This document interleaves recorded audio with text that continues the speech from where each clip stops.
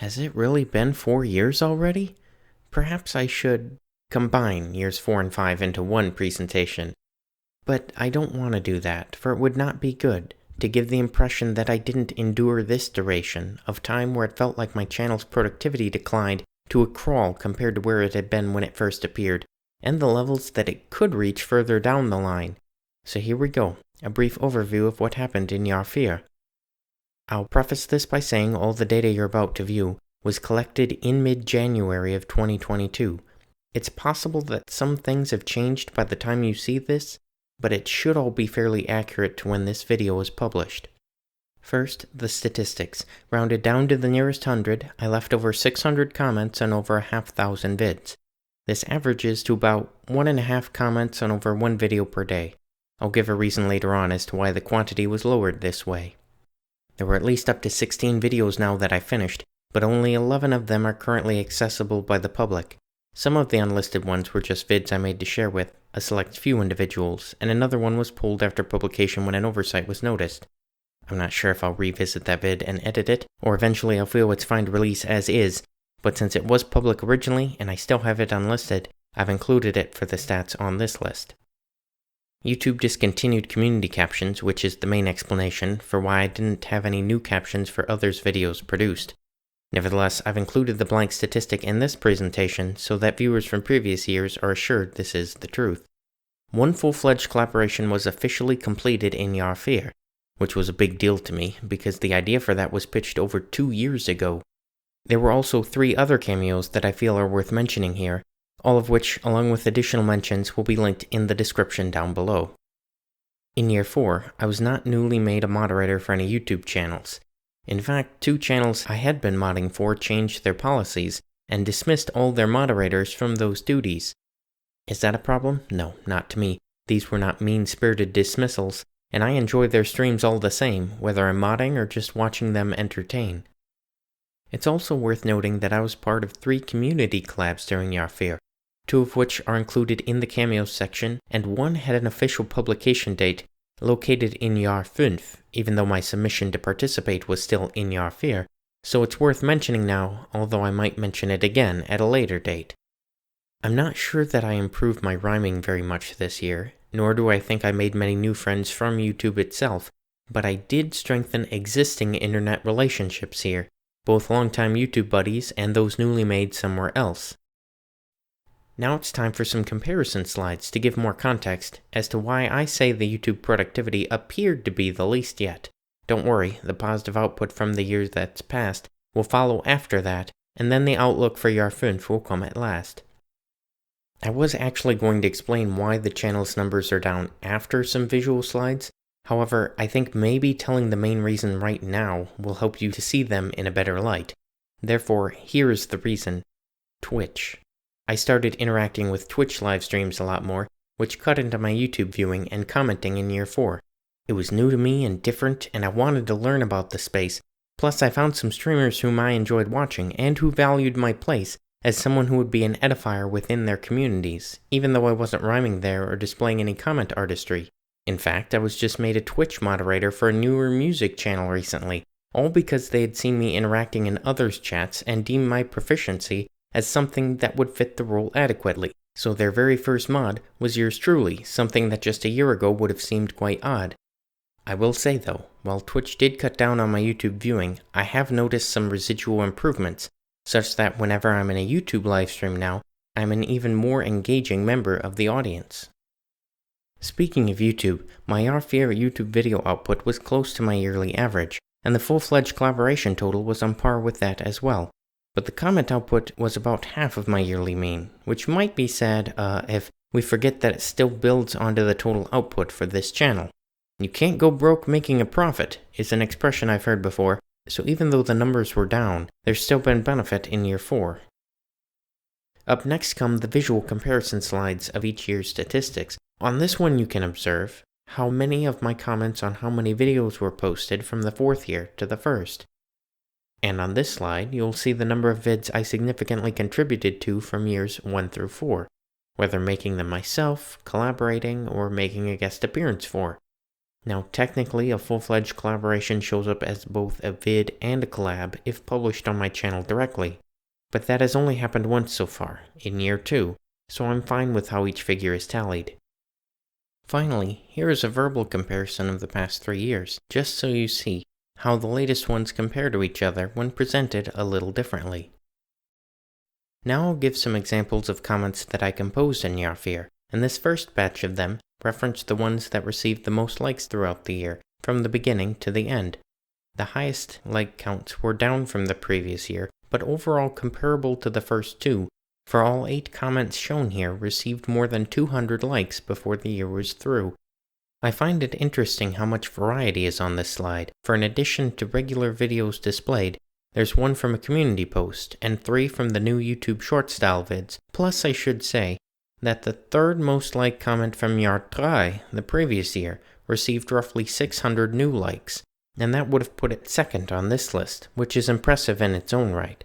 Again, I don't typically go out looking to post comments with lots of likes necessarily, but there is some merit to the metric when it comes to evaluating overall comment quality. However, this is the slide that shows my favorite comments from Jahr, and these I want to read through, because I think they exhibit some traits that make for good comment substance. You know, the sorts of things that I'm aiming for, or trying to do, frequently when I'm making any sort of creative content. In 4th place is a comment that was written for a Stephanie Bethany vid, one that was titled Autism and Catatonia, a topic that's specific and informational. However, I misunderstood the title before I started watching it, which I then turned into a comment that some might have found a bit relatable. Oh, I mistook the title as Autism in Catalonia. I did think it was strange that a specific autonomous region in Spain would be important to cover in a presentation, but since I like geography, I was so down to watch it. Alas, it seems my brain misread catatonia, so now I'm sitting here learning about another medical condition. I did check on the etymology of the 2 terms, but they appear to derive from 2 completely different languages, so the fact they're that similar is actually quite random. Disclaimer, I read that final line as I wish I would have written it, rather than how it is written, since I didn't notice until now that I technically used complete as an adverb on accident. It doesn't change the meaning, but switching the wording such that it becomes completely and adjusting so the word so isn't repeated makes the comment sound a bit better to me. I still enjoyed the comment as written for both structure and style, and I liked it even more because a reply to it made me smile. I thought the take of generating the apparel slogan by Nathan was a brilliant golden idea. T-shirt, I'd rather visit autonomous Catalonia than have autistic catatonia. In 3rd is a comment I don't think anyone else has seen, but I do think it exhibits characteristics that are good, so I'm still showcasing it, risking that you might not be as keen to hear it, since it did not have an initial response as positive as I thought it would. This was an absolutely powerful video that everyone should see, for almost all people deal with imposter syndrome to some degree. That sense of, I don't belong here, what happens when I'm found out, is a notion that has to be fought against, lest others suffer from our doubt. Know that no one's perfect, not even experts, everyone has growing to do. You don't have to be a detective like the legendary Sherlock Holmes to recognize that sometimes communities actually need to accrue more authentic compliments, not just more model clones. This comment, as you probably deduced, was left on a fairly popular video about imposter syndrome. That's the phenomenon where you feel like you don't belong in a particular situation where you actually do. The context here was about how the video maker has struggled with this firsthand and has since grown to the point where her perspective is less, do I think I fit in? And more, what would I tell someone else in my shoes? I appreciated that change from hesitating, feeling inadequate or unqualified merely due to being different, to persevering, enduring the feelings out of a desire to assist anyone who might also think they don't belong. I find this phenomenon to be especially personally relevant, for I myself often stick out as a bit unusual amidst an online throng. Nevertheless, I have found that not fitting in can make a massively positive impact on someone else, because they might think they're a misfit too, and receive my unique presence as a help, in a way that those who appear like all the others might not be able to show. Also, I liked how this comment turned out with its structure, looking a bit like an arrow. When writing YouTube comments, my top priority is why I'm writing, then what I have to say, then how I can deliver it. In instances like this one, where all three criteria are met together, those tend to be some of my favorites. In second place, I have an example of tailoring a comment to specific timestamps in a video, which means you might not fully appreciate it unless you also go and watch the clips they refer to, But suffice it to say that this remark took some souvenirs shown that the video maker had purchased, and ran with the idea that they might be used for characters in one of his cinematic universes. 201. The debut of Taco Tim, cousin of HB, a pirate who doesn't do anything apparently, although he enjoys Perry Grips' It's Raining Tacos tunes, and prefers finding chocolate inside his gold coins, doubloons. 536. James Audubon Bird will work in lieu of a parrot to perch on Tim's shoulder, as long as the bird isn't caged up first. See, to Tim, a feathered friend might be concerning a little, since his hat looks like food and a bird might want a nibble. This comment may not be canon, but it's worth some consideration when you're contemplating what to do next for character creation. Okay, let me actually explain this comment, since you might think it totally random at first. The two souvenirs shown at the timestamps were a taco hat and a plush bird. In line 1, HB stands for Hamburger Boy, which is a recurring character on that channel.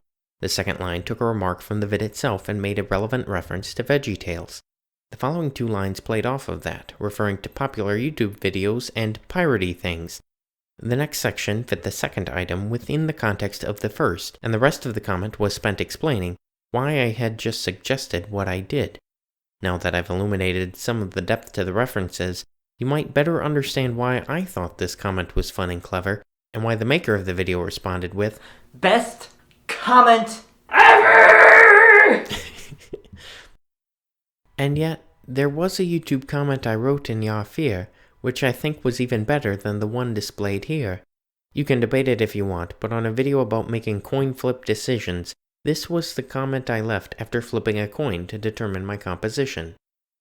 Hey, I flipped a coin.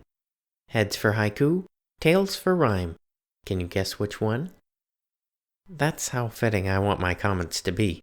Relevant, supportive, and full of creativity. Imagine how different the results would have been if rhyme had won my coin flip. I suppose then, whatever comment I had composed would seem less impressive, and yet the sentiment behind it would have still resulted in an expressive form of word art that would have edified the video maker and brightened her day, which means my decision to take part in the first place was worthwhile either way. A comment doesn't have to be this cool to be worth attempting, and that's something I have to remind myself whenever I'm lamenting that I don't always know whether it's worth my effort to continue commenting. See, if I don't try, I won't make anything, but if I do my best intending to be a blessing with whatever I have at my disposal, the results add up and can make a big difference in total, even if some individual comments don't pan out. Reflecting on some of my best output helps encourage me to not doubt. I'll actually display the honorable mentions this time around, but I won't read them right now since time in this vid doesn't abound. The first showed what was learned from some management simulation gameplay. The second took the title of a video and made it the punchline to some biblical comedy. The third noted a random moment and fit it to the lore of what the rest of the vid displayed. And the fourth expounded upon another's comment in light of the channel's recurring terminology. Up next, videos, although I didn't make many that I was exceptionally pleased with in Jahr, so that's why there are only 5 entries shown on the slide here. Hopefully Jahr 5 has much better video output, but we'll see. There are several vids that I wish to make that take more focus than I've been giving recently. But if I give them the attention they're due, I think the end results will show a considerable improvement from the previous year's growth. Regardless, let's segue away from what I did this year to those of you listening to my words, because I don't do this just for me, hidden far away on a hard drive of records. In fact, I want to recognize all of the people who supported this channel in Year 4, whether the support was expressed on YouTube itself or told to me on a different platform. Space is limited though, so if you don't see any name that's yours or close enough on the screen, look to the bottom right corner for the text "Und du." For that German phrase refers to you, dear viewer, simply for watching this presentation through. All of y'all on this list are folks who will go out of your way just to encourage someone else, and that heart of building others up, whether it's directed toward me or not, is one that this world needs more of. I'm very grateful that people let me know when something I've composed has been a blessing to them, because it helps me to keep going even when I mess up or struggle with a different composition. There's more than the desire for positive feedback that motivates me to continue to write YouTube comments, and yet I would probably stop if I had no indication by now that anyone was benefiting from my attempts. Therefore, since I appreciate your presence and am edified by your support, let this knowledge get you stirred, to keep your eyes open for others around you who are being a blessing to you and would be grateful for an encouraging word. Speaking of word, jetzt kommt Jahr 5 und ich habe einen Bibelvers zu teilen. Es ist Jesaja 64,4 oder Jesaja 64,3, depending on the translation. From what I can tell, most English editions have Isaiah 64 divided into a dozen verses, but many German Bibles combine the first two, so those display 11. In the NIV 1984, the English translation I use for my personal study, this is the verse, which in context was recorded as the people speaking to the Lord Almighty. Since ancient times, no one has heard, no ear has perceived, no eye has seen any God besides you, who acts on behalf of those who wait for him. At first, I thought receiving this verse meant I was supposed to wait for a different verse, but in church on Ash Wednesday, the minister preached on biblical patience, and there were more aspects to it than just waiting, including holding on to God and his promises faithfully, having a willingness to stick with things, and dutifully following the steps in God's plan rather than bolting away impulsively. With that definition, it now seemed to be true that this verse is the vision for 2022. That I'm not supposed to give up right now, but continue, so that God can work through me wherever I may be, including YouTube. That being said, there is another verse I received much later, so I don't know for sure if it applies, but it's Jeremiah chapter 31, verse 25, where God said about a time when his people would be restored from captivity's restraint, I will refresh the weary and satisfy the faint. The connection I see between this verse and the other one is that the Lord is the focus and the source of getting done the difference-making actions for his people, which to me implies my primary gaze ought not to be on what I can't do on my own, but on what he can do regarding our lives. So rather than fret, or force, or consider my labor to be in vain, I'm going to do my best, trust the process, and seek to glorify God's name. For if he is at work, my current imperfections aren't worth getting discouraged by. Instead, I'll press on ahead, knowing he can do far more through me than what I can realize. And dear viewer, I also want to make sure this clearly comes through. If God can use me, as weird as I may be, then he can use you too. Look, I don't know exactly what's to come. This might be the final year of new content from this channel.